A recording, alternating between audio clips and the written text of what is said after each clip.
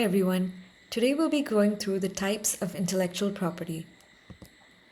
So there are various forms of intellectual property including copyrights, trademarks, patents, trade secrets, industrial designs, and geographical indications. Now there are many more forms of IP such as plant varieties and semiconductor designs, but we'll just be going through these most common and popular types of IP, starting with copyrights. These are the most common and most easily understandable type of IP because we encounter it in our day-to-day life. You might recognize the symbol on the right-hand side of the slide, which is a C in a circle. That stands for copyright, and you might have seen this on the back of books or at the end of movies. And they are basically legal rights that creators have over their literary and artistic works.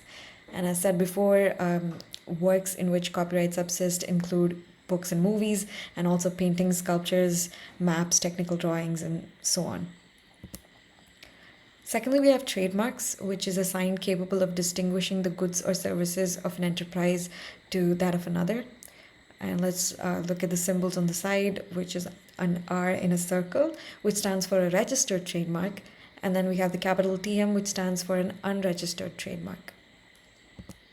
Let's look at some famous trademarks. From left to right on top, there's Starbucks, Pinterest, Domino's Pizza, Unilever.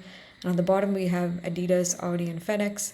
I don't think we'd have much trouble in understanding trademarks because we encounter it in our day-to-day lives. And it's very easily recognizable brands all around us. Thirdly, we have patents, which are not really apparent to us. And basically, a patent is an exclusive right granted for an invention, and it provides the patent owner with the right to decide how or whether the invention can be used by others. We'll take a look at some famous patents so that we get the idea of what a patent is, starting with the light bulb by Thomas Edison, the telephone by Alexander Graham Bell. You have Henry Ford's assembly line for automobiles, phones such as the iPhone by Apple, and the discovery of penicillin by Alexander Fleming, which he got patented. Now we come to trade secrets, which are IP rights on confidential information which may be sold or licensed.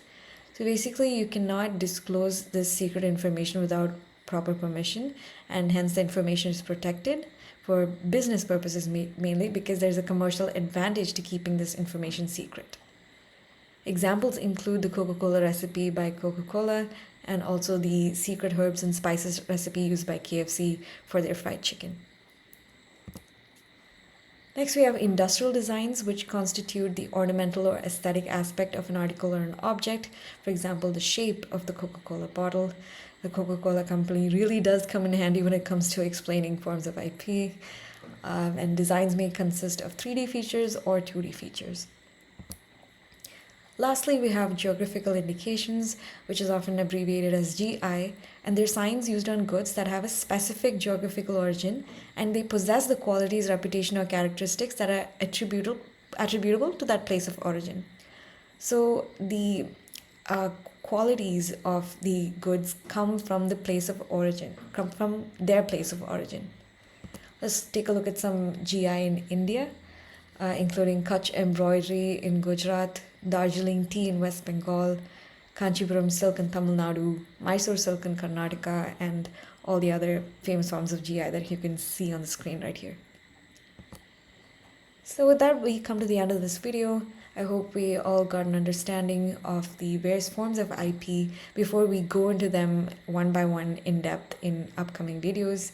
We'll start off with copyrights. We'll look at what copyrights are, the legal regime surrounding copyrights, the provisions under the Copyright Act, case laws, and many more.